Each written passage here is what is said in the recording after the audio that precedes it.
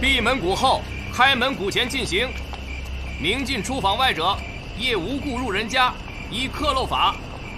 昼漏尽为夜，夜漏尽为昼。为夜无事故，折入人家，吃40。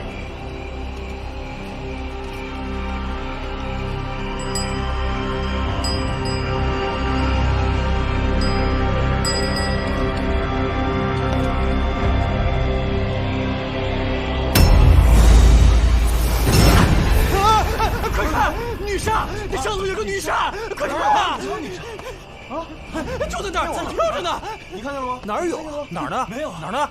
哪儿呢？看到。张谦，你是不是眼花了？还是吃错药了？谁眼花了呀？看错了。张谦，快醒醒！张谦。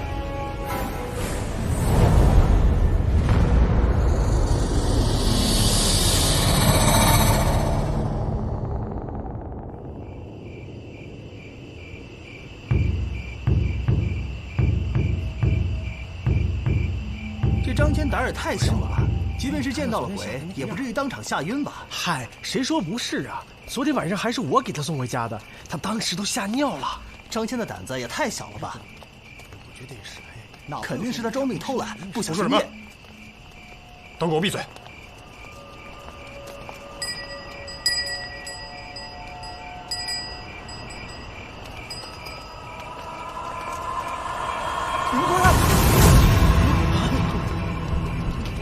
快上去看一下，是死是活呀！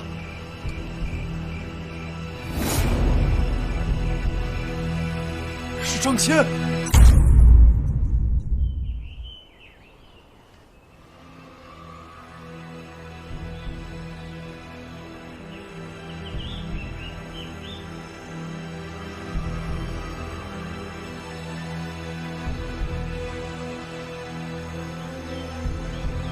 死因倒是挺简单，过度惊吓，心脏骤停，但这脸没法看啊。这俩眼珠子挖的，多亏子苏没在。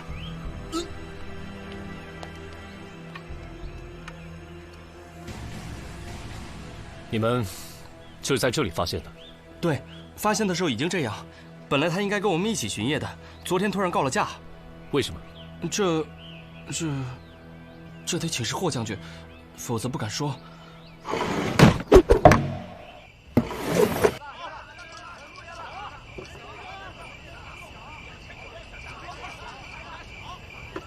今儿来的都是药客，罩子放亮点，千万别出岔子了。知道了。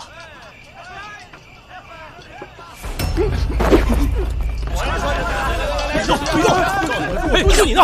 哎，蹲着，都不许动，趴好。说你呢。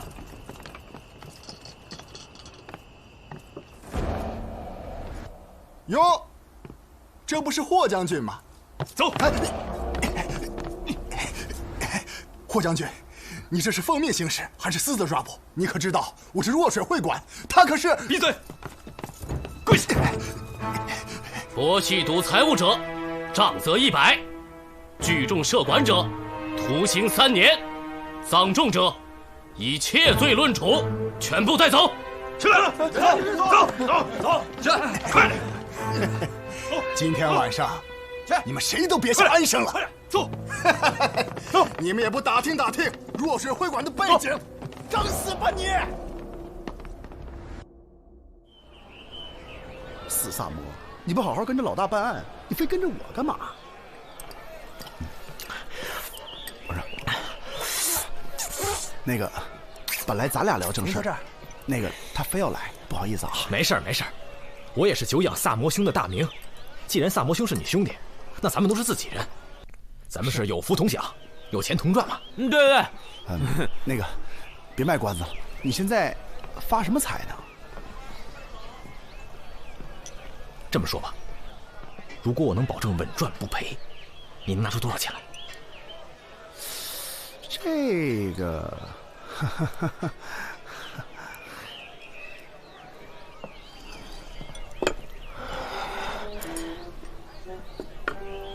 前几天赚，见笑。你真发财呀！小意思。不，你怎么赚的呀？我现在有密报，知道哪些货品马上会涨。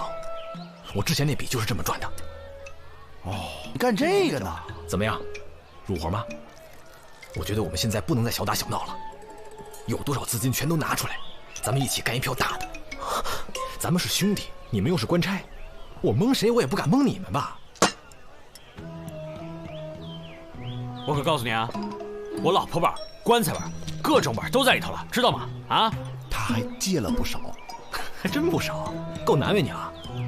哎，三炮，你真不来？我这借了点儿，你敢赔，我就敢死给你看。哎，放心吧，亏不了你们，保证你们等着发达吧。喝酒来，这边请。哎，来。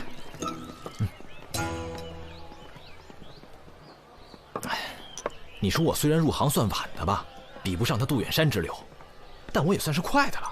你刚刚说的杜远山，就是被吏部杜侍郎赶出家门的那个杜远山吗？就是他。这个杜远山啊，年纪轻轻就力压群豪，这眼看着长安城都没几个人干得过他了。何止长安城啊，他跟全国的商人都有来往，权贵朝臣都跟他有交情，都找他接待。这话说回来，也真是奇了怪了。这他呀，只要是他经手的货物，他这么买进来，这东西肯定就暴涨。他这么一抛啊，这东西他肯定就跌了。你说他也只不过就比我大2岁，哎呀，这叫什么事儿？哎，对了，你们知道前2天右侯卫将军查封了若水会馆这事儿吧？这若水会馆就是他杜远山的。若水会馆的老板不是周泰吗？哎呀，天真！这周泰算哪盘菜啊？这长安城都知道，若水会馆的幕后老板就是杜远山。看着吧，过不了2天，那周泰就会毫发无伤的给放出来了。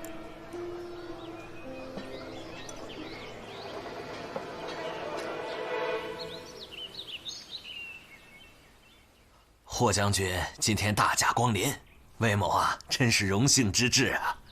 直说吧。若水会馆查赌，抓的人当中有好几个是朝廷要员，罪责重了些，你们坐不住了是不是？霍将军还真是少年才俊，做事太直率，不给人留余地。如果在外领兵打仗，可真是升迁之道。不过，要是在这京都朝廷做官的话，魏俊卿，你算个什么东西，敢来教训我？我告诉你，这件事儿在我这是铁案，你翻不动，你也没资格来跟我谈价钱。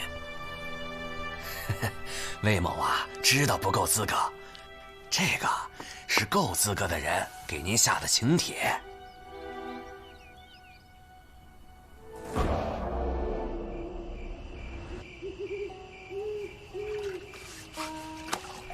这天也太干了，还是泡个澡舒服啊！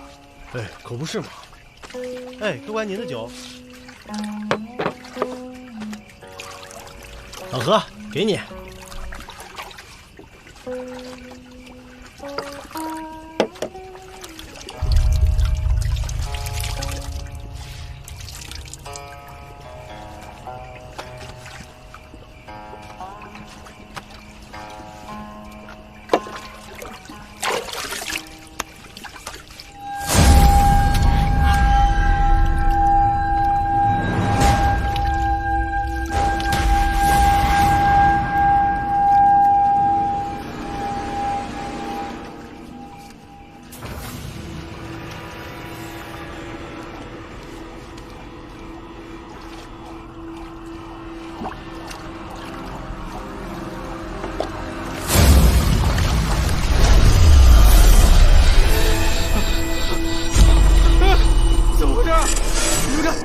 你们看，有鬼！这是你们看看，怎么回事啊？没有啊，什么都没有。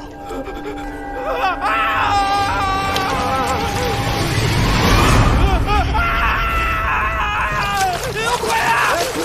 有鬼啊！有鬼！有鬼啊！鬼啊！哪有鬼啊？没看到吗？我看到了，在哪儿啊？就在那儿。哪儿呢？在哪儿呢？在哪儿？哪有鬼啊？我咋什么都没看着啊？没有啊？没有啊。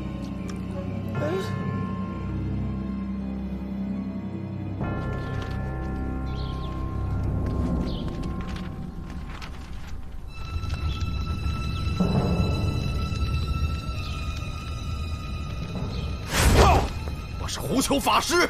哼，我乃千年女煞。放肆小妖，快快回到中阴之域！尔等凡人冲撞煞星，还不快快求饶？速速离开！拿命来！呀！太上老君教我杀鬼，与我神风。上户玉女书舍不详，登山石猎，佩戴印章，头戴华龛，足孽愧纲，何身不服？何鬼敢当？急急如律令带！哈！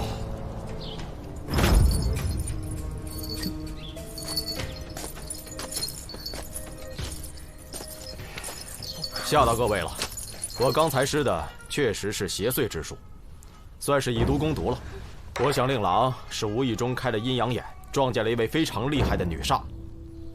这女煞一旦被唤醒，自然要拿她泄愤。最可怕的是，这恶婆娘形态千变万化，无意中撞煞的人，都会以她所见的形状而死。不过莫怕，来，我这有碗圣水，喝了它可暂保平安。来。喝了这碗圣水，莫怕莫怕。喝，喝了圣水可确保平安。圣水，法师，法师，你得救救我呀！法师，你不能见死不救啊！法师，法师，救救我呀！我看到那个女煞了，她就飘在半空中，可是只有我能看见，她那个脸，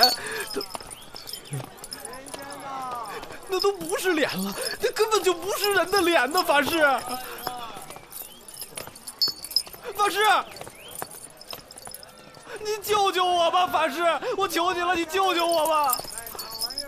第一，别叫我法师了好不好？我是同州胡司马的二公子。第二，本公子告诉你，生死有命，女煞既然已经复苏，谁撞了谁倒霉。没得救了，小兄弟。哎，不过呢，也不是全无转机。这道灵符我耗时数年，诵咒108000遍，随身带着它，可暂保平安。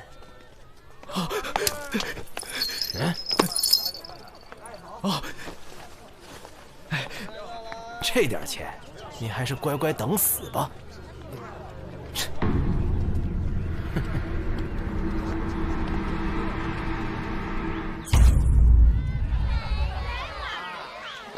哎，行行好，给一点吧。没有，给一点。行行好。崇礼，别怕，鬼煞也得讲天理。我们没做亏心事，不怕鬼敲门。我怎么可能不害怕呢？法师都说了，谁要看见女煞的样子，就会跟她死的一模一样。而且就算买了那个护身符，也只能保我一时的平安啊。那总好过没有啊！你为什么不求过来呢？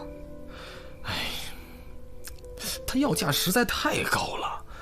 再说了，要是求了护身符，哪还有钱给你买礼物啊？什么礼物啊？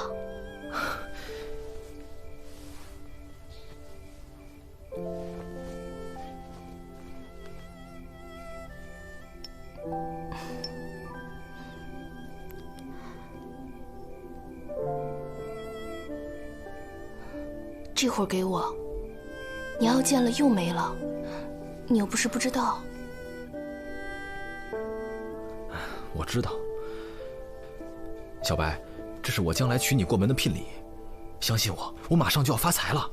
等我攒够了钱，就给你赎身，娶你过门。你一定要等着我。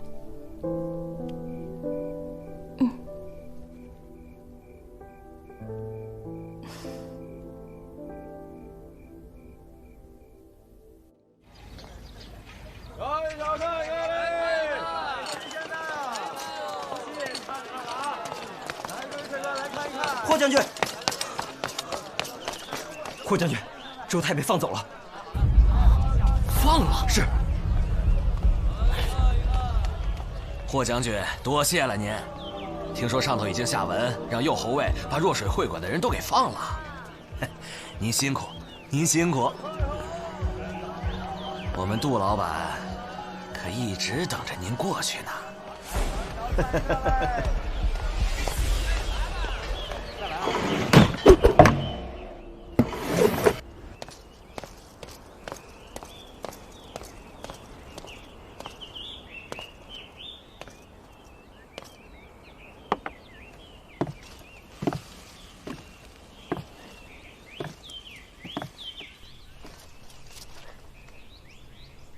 杜老板，好久不见啊！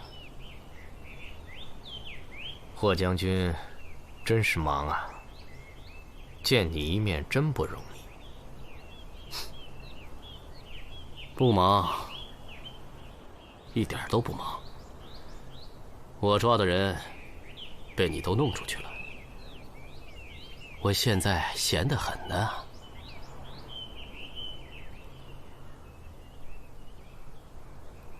喝2杯，我不是来做客的。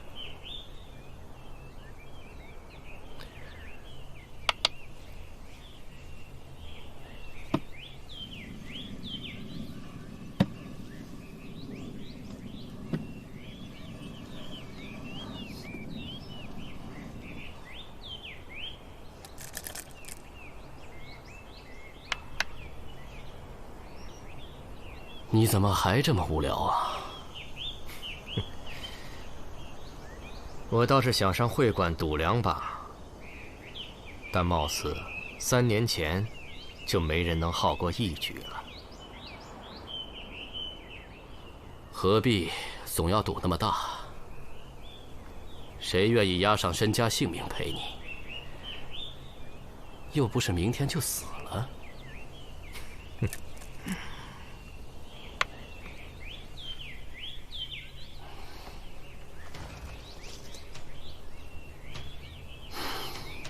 杜远山，我知道你不屑论对错，但你干那些勾当，不觉得丢人吗？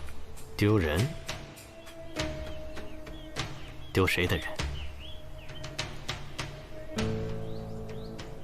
我在这个世上还有什么人？你那些小算盘，别以为我不知道。再不收手，咱俩就鱼死网破吧。你还嫌身边的人死得不够多吗？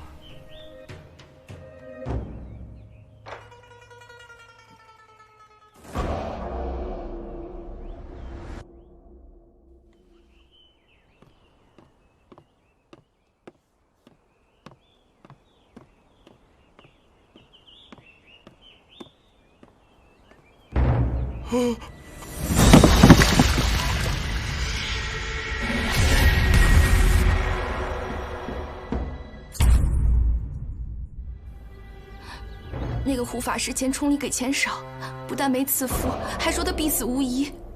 不到2天，崇礼就出事了。你是说那个整天装神弄鬼的胡球？头先有个当兵的撞煞而死，也是胡法师赐了符，才保了全家平安。我会不会死？我会死吗？我会不会死啊？小白，有我们你别害怕。我想知道，你跟何崇礼相好，他最近发了一笔横财，知道是哪来的吗？他如果不送我那只蓝玉镯，他就有钱买法师的护身符了。都是我不好，不该连累崇礼。青楼女子是不配有幸福的。有我在，你不会有事的。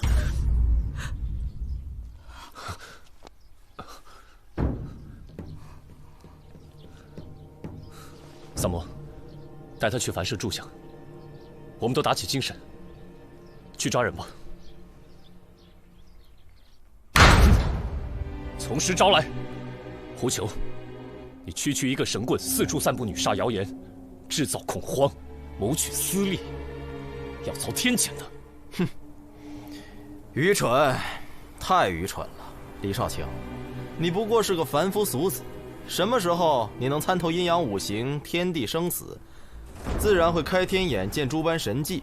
我靠本事替人驱邪挡煞，也正是顺应了天意。老大，别跟他斗了，上家伙吧，我都准备好了。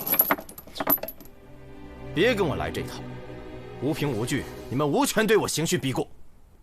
知道我是谁吗？知道我爹是谁吗？同州知府胡敬堂。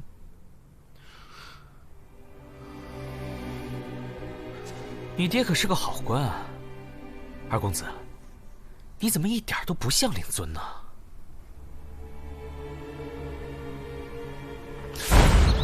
少行！官人，我错了啊！饶命啊，官人啊！打死我，我爹不会放过你。我们知道的就这些了。张骞是最后一波进来的，至于他进右侯位之前的情况，我们就不清楚了。好，如果再想到什么关于他的事，随时来大理寺找我。好的。李少卿，张骞的案子还是没有眉目吗？依我看，这件事交给你们大理寺也不过如此。你要办不明白，不如让我来。霍将军，你的事儿就办明白了。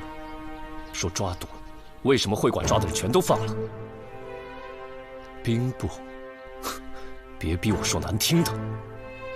李少卿，你诋毁3省6部，我不管。能否请您先把案子断了，别让我兄弟死得不明不白。泡澡泡澡，泡得我起了一身大水泡。你们两个泡澡泡得够久的呀？黄三炮，当然要泡3泡啦。烦人不？哦对了，我们有重大发现。我也有。杜远山一直利用他遍布全国的商行，向境外走私军械，这事小白和何崇礼都知道。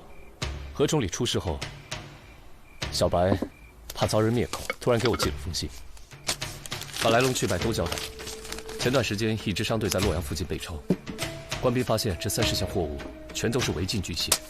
那支商队是归在杜远山名下的。那个神棍的老爹，同州司马胡敬堂本想彻查，但是被长史摁住了。你们也都知道，姓杜的在朝堂里势力不小。事发后，洛阳那边马上就有他们的内应往刑部通风报信，刑部几位高官去若水会馆密谈此事，小白刚好是被他们带去陪酒的人，他就无意间偷听到了。他把这个事情就告诉了何崇礼，谁知道这何崇礼脑子一热，就拿这个去要挟魏俊卿，想换取他们操纵市场的商业机密，发大财。难怪之前这个何崇礼那么胸有成竹啊，看来是那个姓杜的给了他点甜头啊。那么接下来就是要杀人灭口。何崇礼昏头了，怎么会想不到这点？纯属找死啊！走私点银钱蚕种也就算了，这么大规模的走私军械，明摆着是要叛国呀。可是，就算何崇礼是被他们灭口的，那张骞的死又是为什么？还有杜远山，本来杀他们易如反掌，为何要把事情搞得这么大呢？想不通就说明此事一定还有隐情。来，三炮，你去一趟洛阳，带一份公函，去找同州司马胡敬堂聊聊，他很重要哦。请我再泡回澡，我就去。话这么多呀你！哎，我肚子突然好饿呀，没有宵夜吃怎么破案？怎么动脑子呢，4年？哎，我烧鸡呢！哎，三炮，你上次答应我的烤饼呢？哎，双爷，你留给我的卤猪蹄呢？哎呀，别走，问你话呢。想起你的往事了？小白让我想起我娘。哎，把这酒喝了。青楼女子跟达官权贵搅在一起，都不会有什么好下场。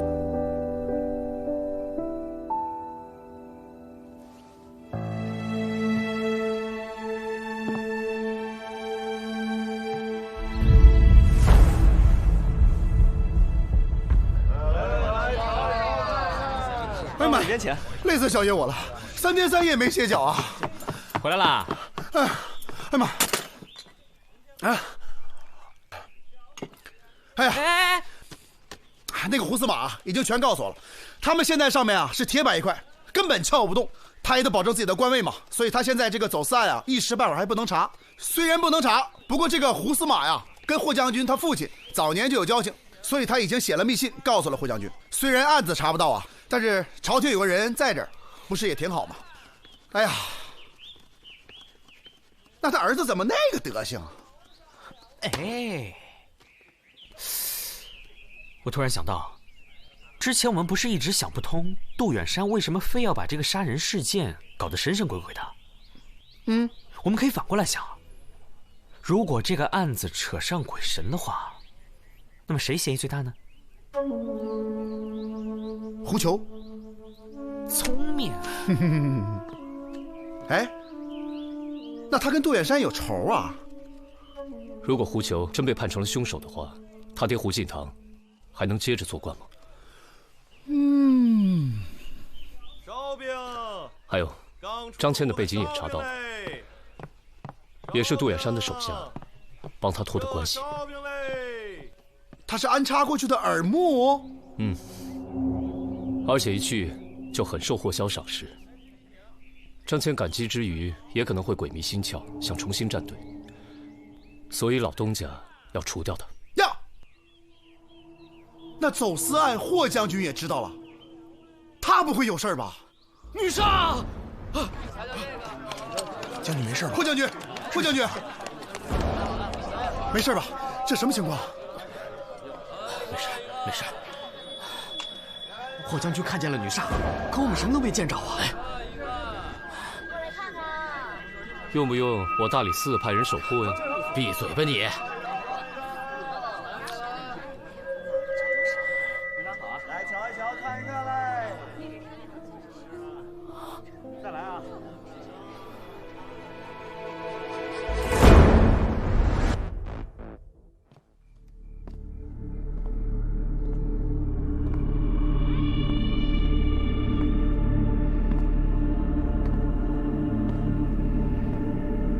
远山，我就知道你一定会来。有什么手段，尽管使出来吧。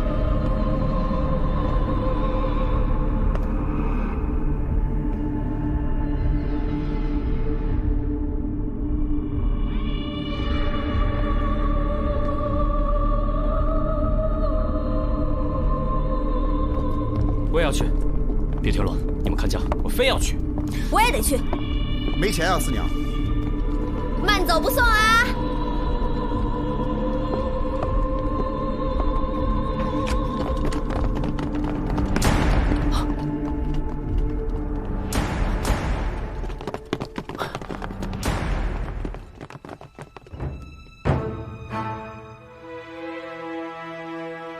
畏罪自杀了。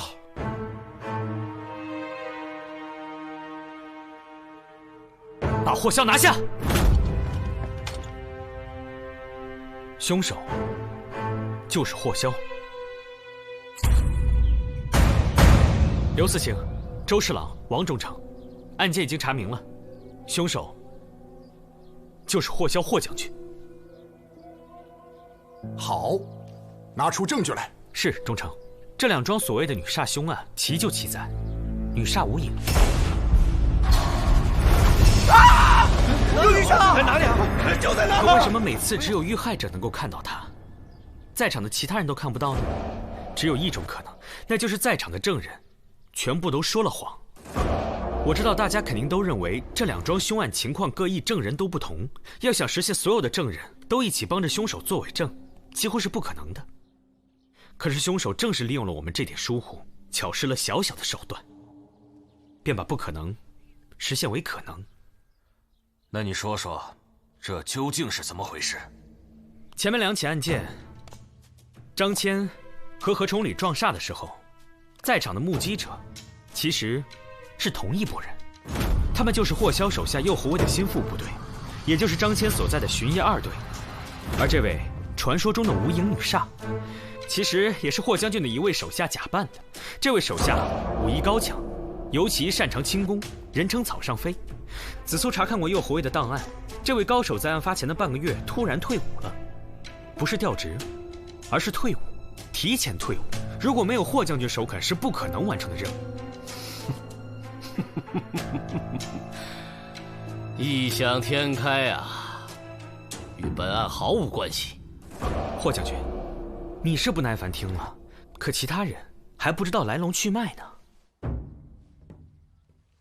第一次事件呢，其实很简单，张骞跟当时一起的巡夜2队里所有假证人在一起巡街，而假扮的女煞就吊在对面高楼的屋檐边，在场的其他士兵肯定都装作看不见，于是张骞直接被下药。而第二次事件，狡猾的凶手正是利用了我们的这种疏忽，大家肯定都万万想不到，第二次发生在浴室里的遇鬼事件，在场的目击证人全部是第一次事件当中的卫兵假扮的。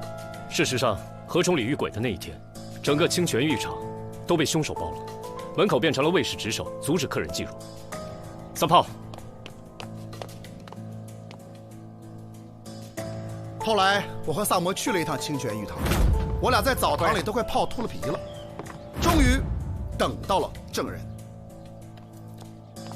这位是长寿坊绸缎商顾老板，他是清泉浴堂常年贵宾。请问，何崇礼遇鬼的那一天，你是否去过清泉浴堂？我去过，我是那家的常客，每月固定初五、15和月末会去泡汤。去的那天，我记得清泉浴室开着门，但是有几个小伙子拦在门口不让进，说是什么今天不对外营业。我在那浴堂一直都是贵宾待遇，受不了那个气，这不就和他们吵了起来。我这个人脾气不小，嗓门又大，当时在街上，好多人都看见了。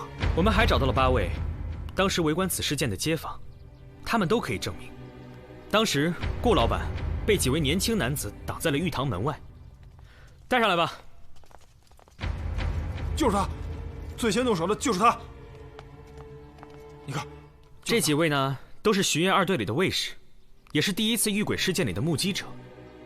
可是他们几位又同时出现在了第2次遇鬼事件的案发现场，并且还阻拦了嫌人进入。这已经不能说是简单的巧合了。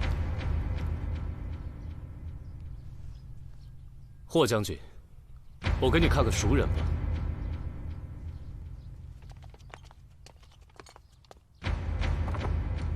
陆京，哎，等，你怎么知道是他？我只是提及的那位假扮女煞的高手，可没说那人的名字啊。霍将军这是不打自招啊。不过这具尸体其实也不是他。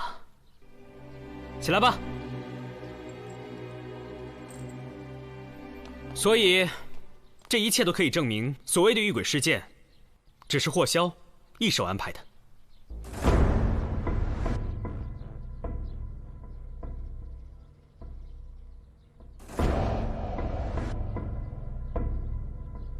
霍萧，你还有什么好说的？你手法解得还不错，问题是，这2个死者跟我无冤无仇，我没有任何理由去杀他们，更何况，我霍萧杀人，干嘛搞得这么浮夸？归根到底，就是因为你要嫁祸杜远山。怎么讲？我们在查案的过程当中，的确把杜远山定为了最大的嫌疑犯。这一切都是凶手故意构陷的结果。我们也曾向您汇报过杜远山走私军械的事情，而这件事就被霍萧用来制造杜远山的杀人动机。因为被害的何崇礼是知晓走私案需要被灭口的人，何崇礼更因此敲诈过杜远山。至于张骞嘛，他本来就是杜远山安插在右侯卫里的耳目，可是最近却跟霍将军走得很近，所以他看起来就有了反水的可能，因此杜远山也就有了杀他的理由。杜远山性情诡异，你把杀人手法搞得这么神秘可怖，一来符合他的行事风格，第二更重要的，这会让我们认为杜远山在通过制造鬼神之事嫁祸胡球。胡球在这方面表现确实可疑，并且杜远山也有绝对的理由嫁祸他。胡球的父亲同州司马胡敬堂知道了走私之事，而且没能被他们收买，是一个很大的隐患。你引导我们产生了一个看似合理的想法，那就是杜远山想通过制造凶案嫁祸胡球，从而连累胡司马，使他连官位也不保。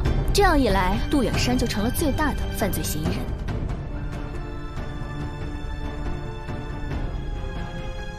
不得不说，霍将军真是有勇有谋啊！犯人霍萧，你为什么要苦心铺排这一切，陷害杜远山？你这么爱说，请吧。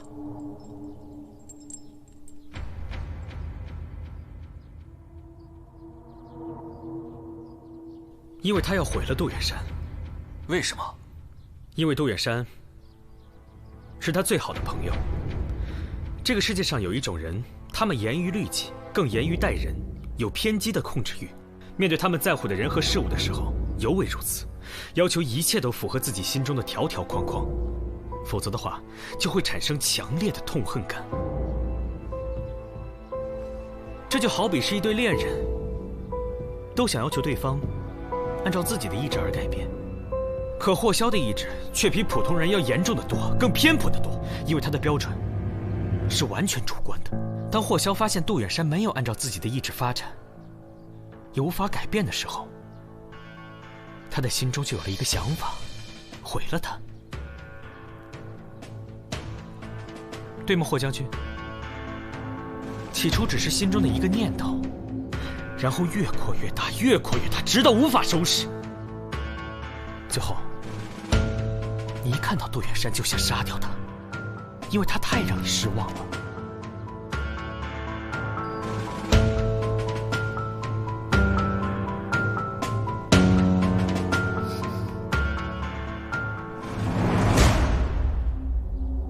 有件事，我要提醒你们一下：杜远山贩卖军械的事，不单单是走私的问题。我在暗中调查过，就算他再天才，也不可能在短短几年之内把商会开满全国。这一定是有人跟他合作，互惠互利。他们帮助杜远山建立商路，同时也利用他的渠道，大量输出我大唐先进军备。所以，这可不单单是钱的问题了。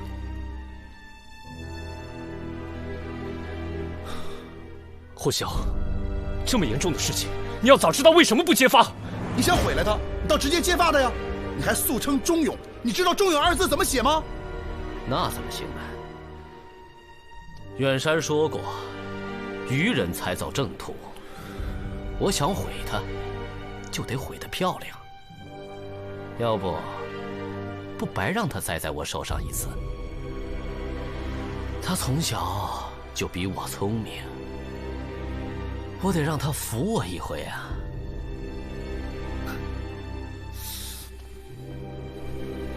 你够聪明，察觉到我们开始怀疑你，所以为了摆脱嫌疑，你就演出了一场自己遇鬼的戏，然后把杜远山约出来决斗。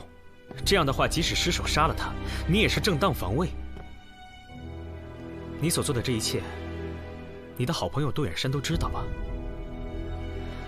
那他对阁下的韬略又能打几分呢？远山，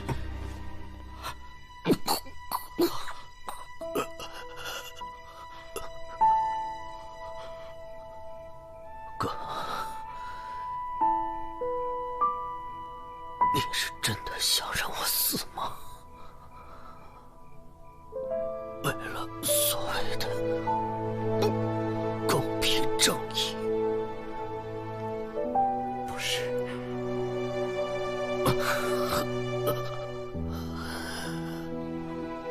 你终于赢了一局。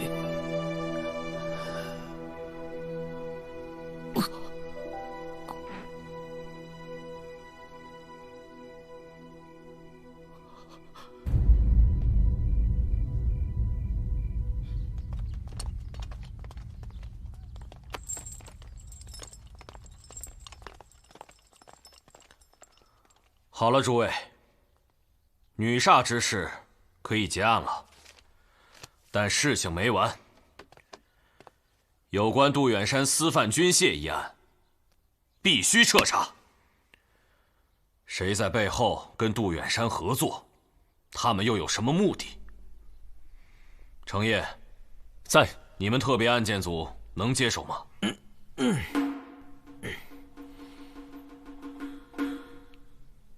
交给我们了。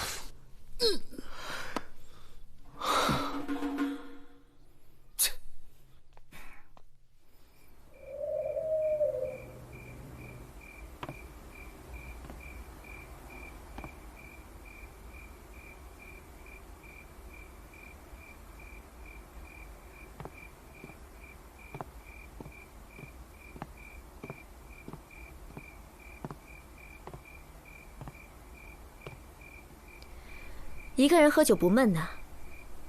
来来来，我请你。你会这么好心？这壶酒呢，是谢谢你抓了霍香。什么意思？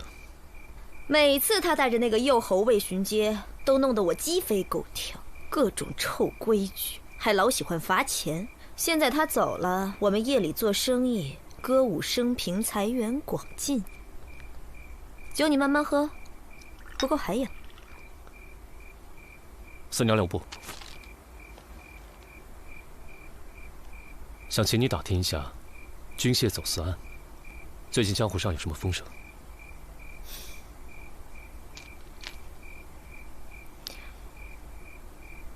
嫌少啊？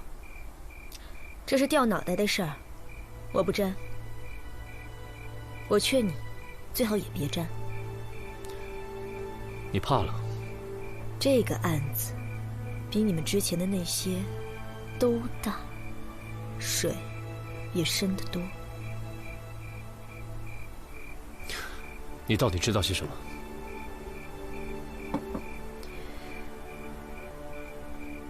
我只知道，你们都是我在乎的人，好好活着，比什么都重要。